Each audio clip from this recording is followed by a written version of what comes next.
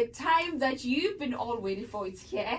Otto Moseamedi is in the studio. He's a vocal coach, a man who's very passionate about music. Well, I know him personally, but I want you to get to know him. Otto Moseamedi, welcome to Palabra FM. I'm so happy you're here. Thank you so much. Thank you so much. Listen, you're a vocal coach. Today we are talking the lifestyle of a vocal coach. When did this love for vocal coach started? Did you study music? Are you from a musical family? When did it all begin? Well, this is so interesting. I think it was, let me say, it's more than 15 years ago. Yeah, 15 to 17 years ago. At IFM Church, Lulekane, under Pastor LP Chauke. So I used to love the music group called Malamala Itabiwa. So that's where I started following the footsteps of Mani Ella, Mani Mfundisi, Pastor Chauke. That's a long time ago. What? And how old were you at that time? I can't even remember. I think I was, okay, now I'm 36. Yes. So it was, maybe I was 15 or 14, somewhere there.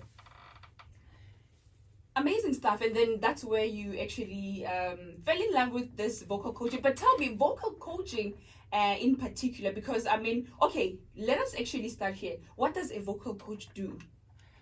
Vocal coaching is like a soccer coach. You know, most of the things we can't do ourselves, but we have a mindset of what we want.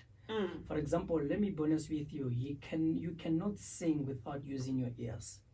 Meaning that you must have a good hearing in order for you to sing. So most people you find that they sing and then they come out of the tune. What is the problem? It means that they have a problem with their hearing, the way they hear things. So in order for you to put the right note in, you have to work on your ear. So what I can say about myself, I think I have a good ear. That's why sometimes people are just surprised that, but this guy can't sing, but Exactly. A lot of vocal coaches are really bad singers, but they do have that ear that you are talking about. Yes. Amazing stuff. And I know you've worked with different artists because you are also a producer. Let us talk about the producing side of it. Also, let us talk about the project of Wakwetsima. We popularly know you as that. You guys are trending a lot on social media with brilliant Bri Mokhalaga, the artist. Let's talk about that project.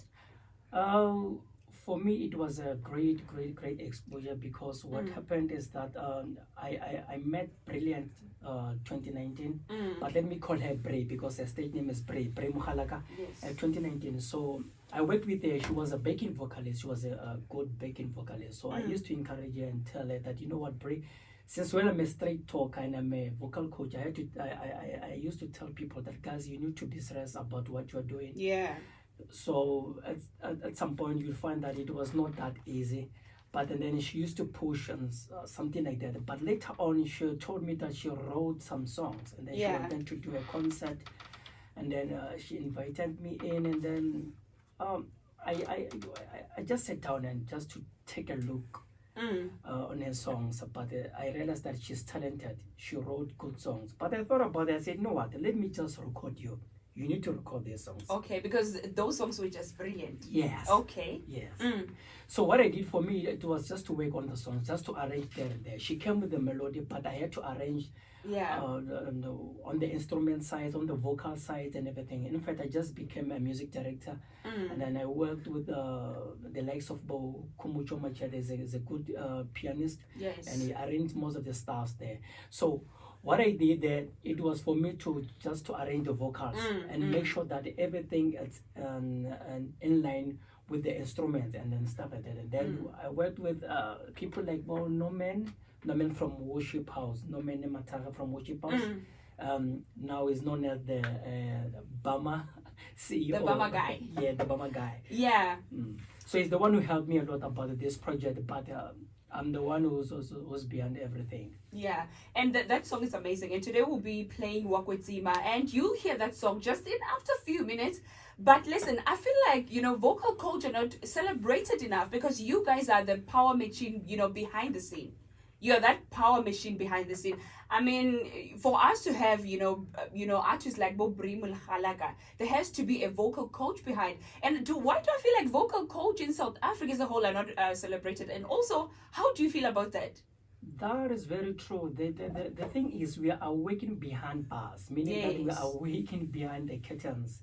What we do, we put you on spotlight. We are more of a preparation. Yeah. It's like when we do rehearsals and all this and all that. You can see people singing very nicely out there, but you won't even know who trained these people and all that. Exactly. I am also happy, and it takes someone who's so humble to do that kind of a Are job. you happy? Because most people, they like to be on screen, to be Exactly. on TV and all that. You see, so for Yeah. me, I don't have a problem. Trust me, if I was a vocal coach, I'd actually like to be on screen. People should see that I'm the one who's doing this. Yes. But anyways, I'm just glad, for the fact that you don't have a problem with that. As long as you're working in America at that time.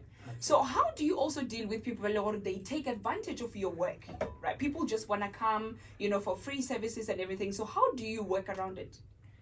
Yeah, let me just say, I'm just doing music for the love of it. That's the first thing that I can say. And then some people, they just take advantage. People promise to pay you, and at the end of the day, they don't pay you. But for me, I don't feel like I've been losing. I was just gaining, in fact. Because each and every time when I work with someone, I'm getting experience. Whether it might be a good experience or bad experience. Okay. At the end of the day, it's an experience. I noticed that you are very much patient. You know what? Yeah. We're just gonna put your vocal coaching, skills in the spot. I'm just gonna play a favorite song by Brin Mukhalaka. It's one of the songs that you worked on, Walk with Zima, and we'll talk about it after this. Thank you.